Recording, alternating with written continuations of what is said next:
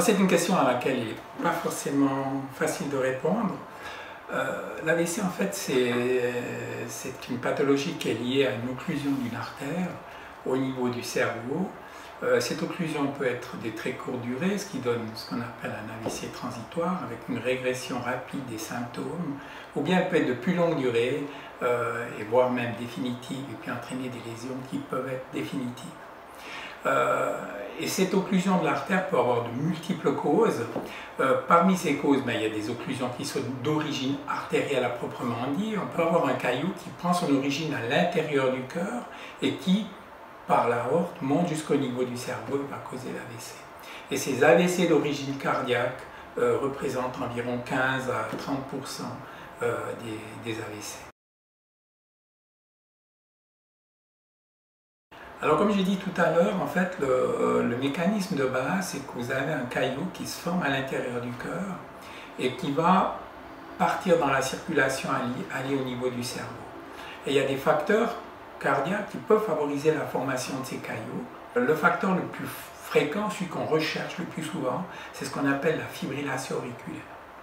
Alors, la fibrillation auriculaire, c'est une maladie du rythme cardiaque. Donc, normalement, le cœur bat de manière régulière, à une fréquence au repos de 60 à 80 par minute environ. Le cœur, au lieu de battre de manière régulière comme une horloge, va battre de manière totalement irrégulière. C'est ce qu'on appelle un rythme irrégulièrement irrégulier. Et la survenue de cette fibrillation auriculaire va être un facteur qui va favoriser la survenue de caillots à l'intérieur du cœur. Et le risque de faire un AVC quand on a une fibrillation auriculaire va être de l'ordre de 5 à 10% par année. Donc c'est vraiment un facteur de risque qui est extrêmement important. Il y a d'autres causes aussi d'embolie au niveau cérébral d'origine cardiaque. Par exemple, chez les gens qui sont porteurs d'une valve mécanique, qui ont été opérés, à qui on a mis une valve mécanique à l'intérieur du cœur, que ce soit au niveau de la valve mitrale ou de la valve aortique, c'est des gens qui sont anticoagulés, dont le sang est fluidifié. Et si pour une raison ou une autre, ce degré d'anticoagulation n'est pas satisfaisant, un caillot peut se former sur la valve mécanique et partir dans le cerveau et causer un AVC.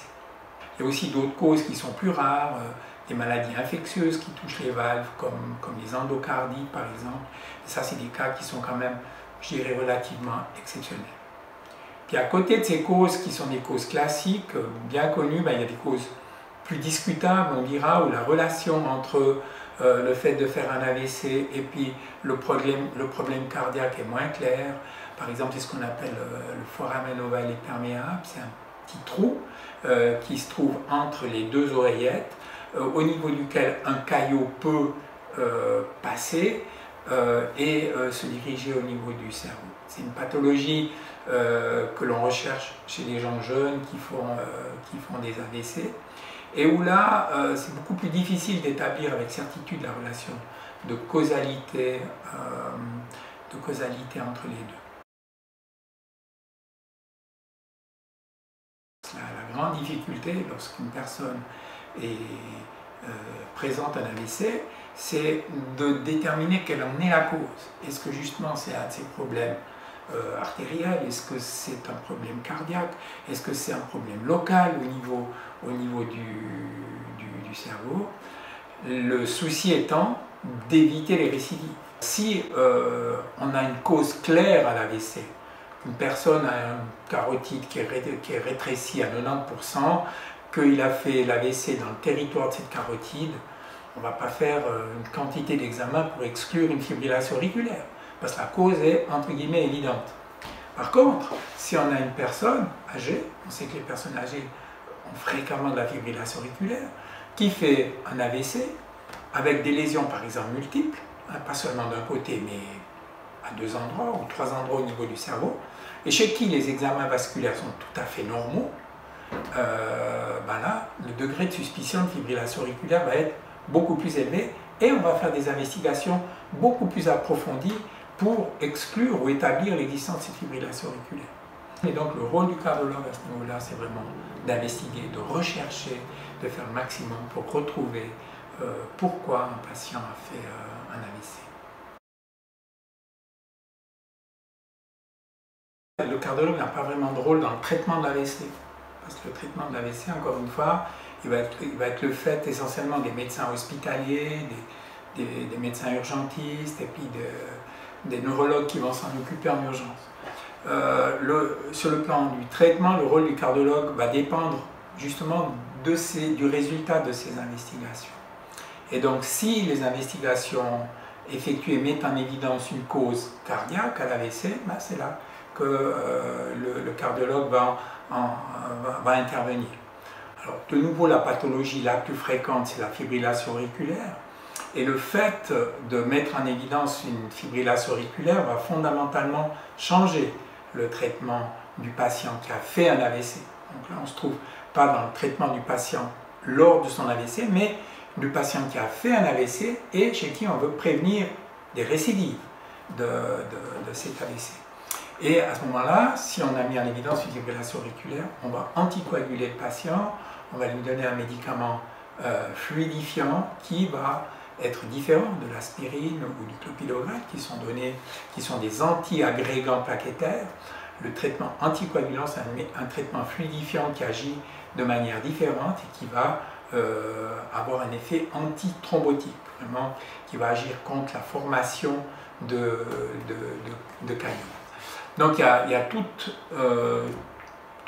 un arsenal thérapeutique dont on dispose, qu'on va pouvoir utiliser selon le diagnostic qui a été établi chez le patient.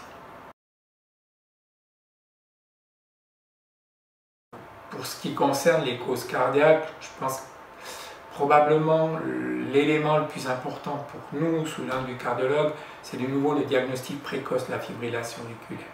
Parce que donc on sait que de traiter une fibrillation auriculaire, d'anticoaguler quelqu'un qui a une fibrillation auriculaire, va diminuer de manière très importante le risque d'AVC.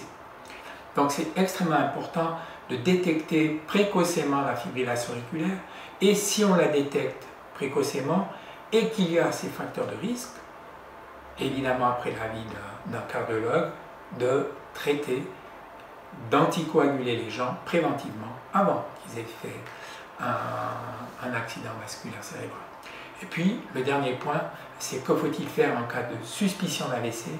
Et là, je pense que tous les médecins vous diront la même chose. S'il y a une suspicion d'AVC, il ne faut pas prendre de risque. Il ne faut pas se dire ouais, je vais attendre demain, on verra, peut-être ça va passer. S'il y a des troubles neurologiques qui apparaissent, un bras qui ne bouge plus, une jambe qui ne bouge plus, la moitié du visage qui ne se contracte plus, des troubles du langage qui apparaissent, même s'ils sont de courte durée, le réflexe doit être 144 hôpital. Merci beaucoup docteur en tout cas. Je vous en prie, c'est un plaisir. Très enrichissant. Merci.